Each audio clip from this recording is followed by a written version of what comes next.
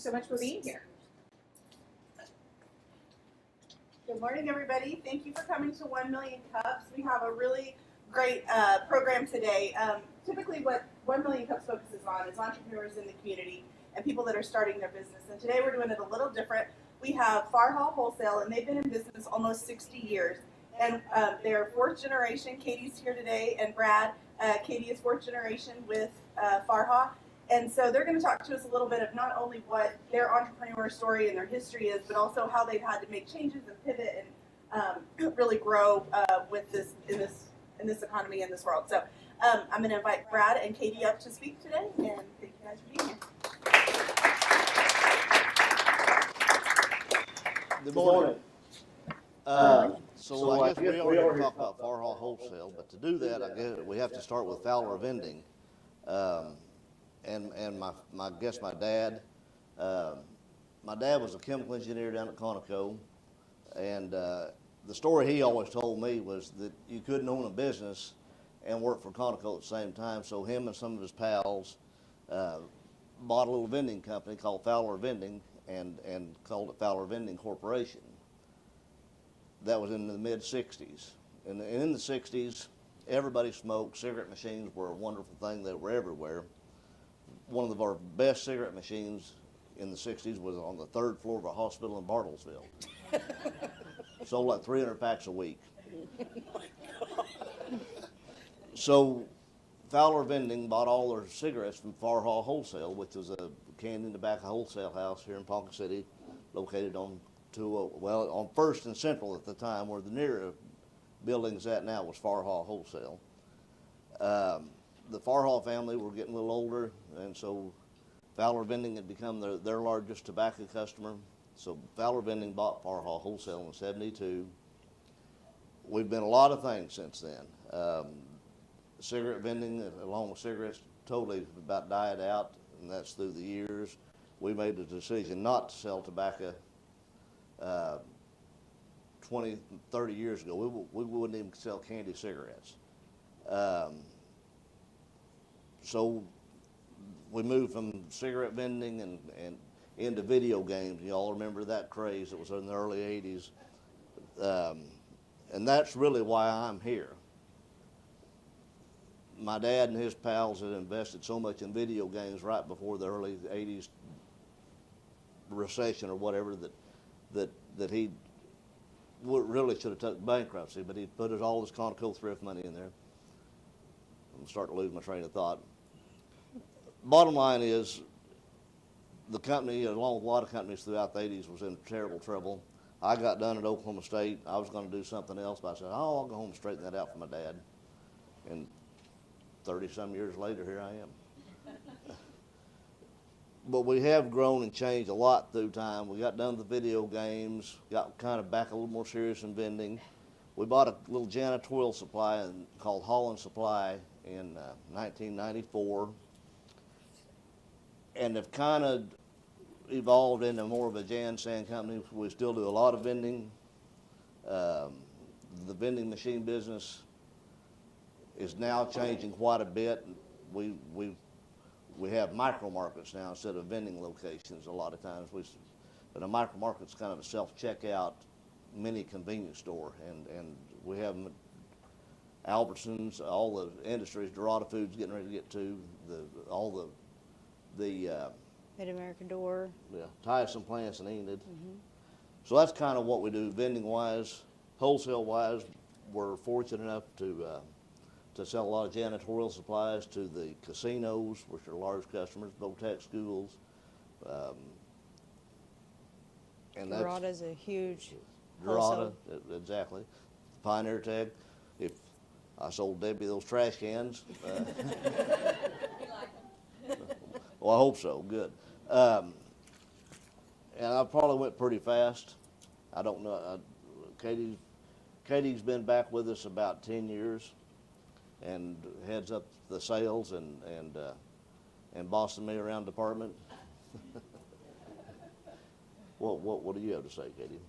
Just, I've noticed a huge growth that we've done, and since I've been back for about the 10 years, is I got really, really involved in the community. And with me being out in the community, it has allowed us to kind of word of mouth and seeing different businesses that buy things that don't realize we sell things, that they, instead of going on Amazon and ordering it or going to Sam's or running to Walmart, a lot of people have kind of changed that to where they now support us. And we support about every nonprofit in the area, whether it's through donations or selling them at a discounted rate or whatever. Just a huge community involvement that I've done, I feel like has helped us. And then, yes, sales, I've been kind of the main salesman going into businesses, not just targeting one business or one industry. I go into a lot of different ones.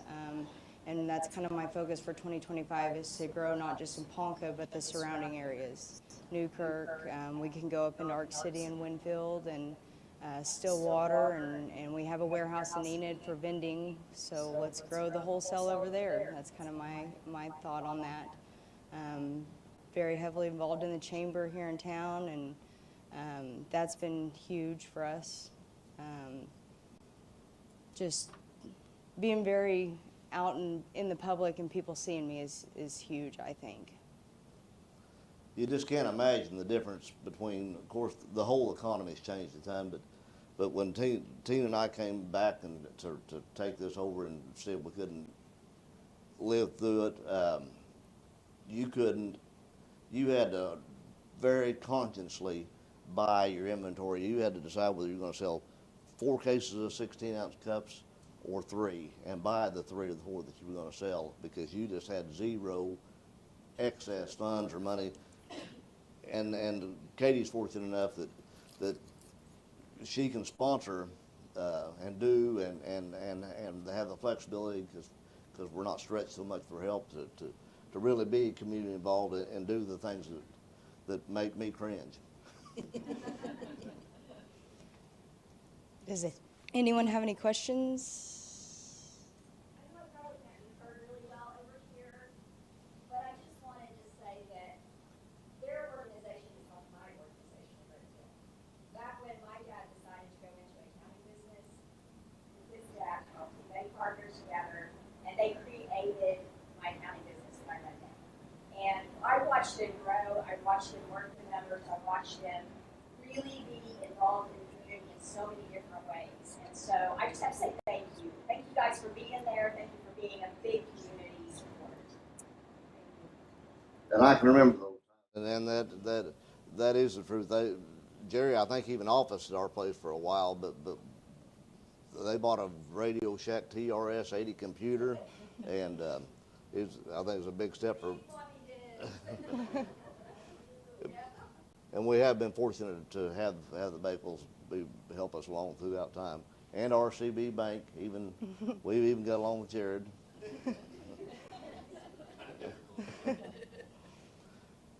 Well, just one thing I really want to express, like I said, community involvement, but always make sure and support not just us, but every local business. It's always the ones that are first to give out a helping hand. I mean, there's times that I have to wait, did I already sponsor that, or did I already donate to that? But I want to give as much as I can, but if I'm not supported, then we can't support those organizations, and that's just huge. Anything from coffee supplies to janitorial supplies to concession stands, anything. If we're able to sell it, then we're able to give more back to the community, and that's just a huge thing for us.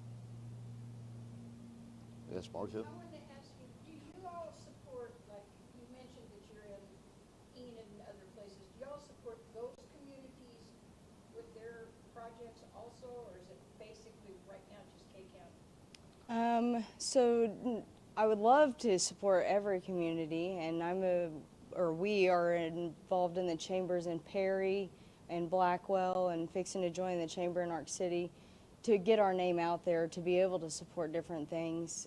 It's a lot easier here because people know us, but anytime anyone calls us from another community, as long as they buy from us or support us, we try our best to support them.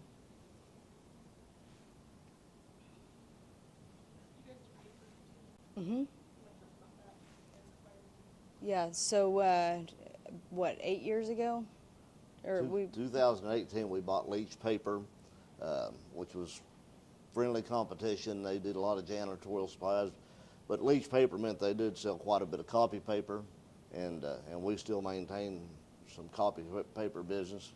The world's going paperless, and so maybe we don't see that as much as we did, but we do move quite a bit of copy paper. the friendly competition from Leach really helped us, and he could have easily called a company out of Oklahoma City or Tulsa or Dallas to come buy his company, but he called us first, and that was huge. So instead of being enemies and bad competition, we always worked really well together, and then that allowed us to be able to acquire their customers and products, and over time I feel like I've grown that. So. I think you guys already answered it, but if you want to elaborate any more, like, what can our community do to help support your business? Just make sure and support us. We want to support everything that we can do for the community and businesses and help them grow. And if they don't grow, then we don't grow. So not just supporting us, but supporting every local business or industry, I think is huge. Instead of going to Walmart to buy paper plates, come to Farha and buy paper plates. You don't have to have a membership. You don't have to have anything. You can just walk in and buy it, or any business can call and place orders, and we deliver. We have a 3-truck fleet for the wholesale side. They're all going different directions every day. So we do our best to accommodate the customers, and I think that's huge when it comes to supporting local instead of clicking a button on Amazon or running to Walmart. We try to be as customer service oriented as possible. So. Do you guys do any sort of shipping? Not yet. Not yet. Looking into it, shipping can be expensive, very, very expensive. We have a really good working relationship with P66 here in town, and some of the people that go out to other locations, like say down towards Houston at their refinery for a turnaround, they've thought about buying products from us and having us ship it down there for those turnarounds, because they support us for theirs here, and not just turnarounds but every day. And they've talked about us shipping products down there because it'd be cheaper in the long run for them instead of buying it in a huge community like Houston or whatnot. So that's something that I've looked into and in the future would like to do. Well, I asked only because I don't want to say anymore. One of the things that we really struggle with, finances obviously, that getting people to donate and do things like that. We have a lot better luck getting them to be able to easily click on something and order something. And I'm always pushing, we need to buy local because we need to support people that are helping us. But getting people to go out and Yeah. do things when it's not that easy. And so, I noticed recently we put up a thing to do a wish list, I guess you could say. It fills out crazy fast, but I'm like, if we had some way to where we could, either whether it be through, I know that's not E1, but through Walmart or Amazon, where we could link to your particular line. So actually that kind of is something we're fixing to do. I've in talks with a new computer company, which would be a whole new system, but it actually ties into our vending system we already use. So where you could have a portal and go on and order items, and you sitting on your couch could order an item and then have it shipped to the Humane Society, VOTEC for a classroom project or whatever. That is something that I think is happening. I actually have a meeting set up next week to get that going, which would be huge, I think. I think that would be huge for us. I'm sure for a lot of nonprofits. Absolutely. Absolutely. People are lazy, let's be honest. Yeah. We do pretty routinely have somebody come in and say, and put $150 on the missions account, and we probably ought to do it, because we do supply the Humane Society for paper goods, and so we probably ought to come up with a way to promote that account base or credit account or something like that. Yeah. Gosh, I had something I really wanted to tell y'all too. Just- dementia has set in.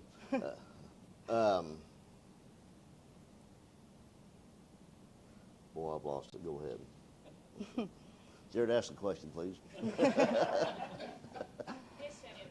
So how many employees do you guys have? And like, tell us a little bit more about like the number of employees and the economic impact just needing to get counted. Well, so I don't know how many. I do know how many employees. For sure, I have 6 true wholesale employees. That includes Katie and 2 other office girls, and 3 guys in the back. I know that number specifically because 2 Fridays ago, 4 of them were sick. So I was pretty busy. You had to get back on a delivery truck. Yeah, I don't. All day. I don't run a truck too often anymore, but I don't mind it, and I'm still thankful I'm able to.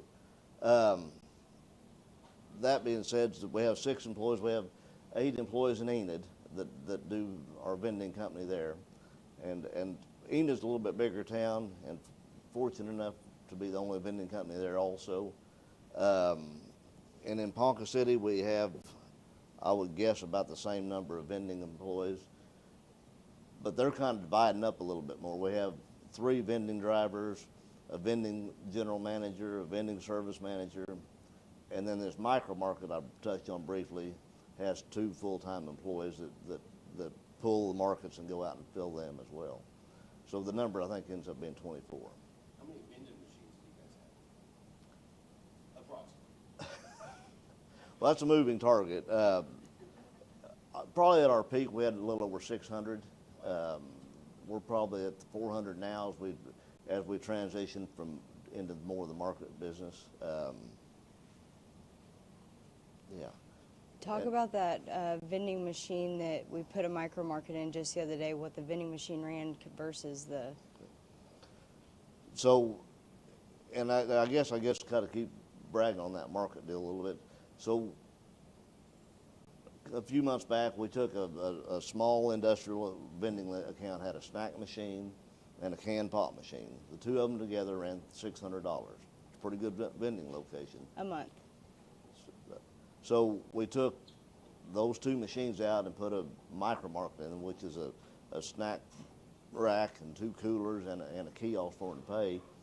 And that $600 vending account turned into being a $3,000 a month micro market, just like that.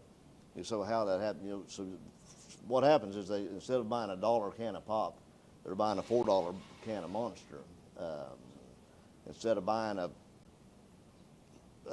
bag of chips, they buy a sandwich and a bag of chips and a Candy bar or a salad. I mean, there are just so many options that are available, and a lot higher options, dollar options that they're looking for.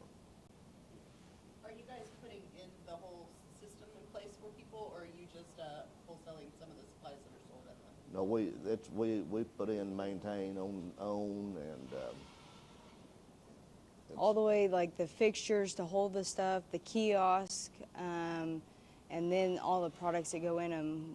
We own all of that, and Like you do with the others, you come and check inventory and well, actually, the computer tells your warehouse what you need, and so we build the boxes at the warehouse. We've got a pick line developed, and the vending will be rapidly on a pick line system also. So instead of having a truck out in the parking lot full of candy and pop, they'll have a truck out there with a crate on it that says Pioneer Tech snack machine, and that box will be pulled correctly for that machine.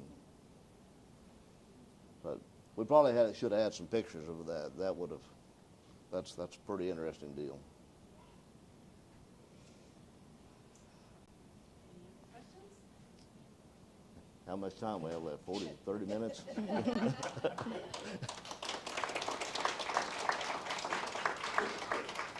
want to thank you guys for presenting today at 1 Million Cups. Here's your coffee cup for all your Thank vended you. coffee that you guys can do. Thank I you. want to thank you guys for being a part of this community and all that you do. I know a lot of the organizations and stuff that all of us serve on see that you touch them, and so we really appreciate that, and we appreciate your investment in Ponca City and being here, and we we would love to support you even more. So thank you guys for being here. We're going to take a few pictures. We will be back March 4th? First Wednesday in March. I don't know why I can't ever keep the numbers in my head. March 4th and right here in this space, March 5th. Thank you. And we'd love to see you again. So thank you guys for coming today and enjoy the rest of your day. Thank you all for inviting us and your patience with my speech. You were great.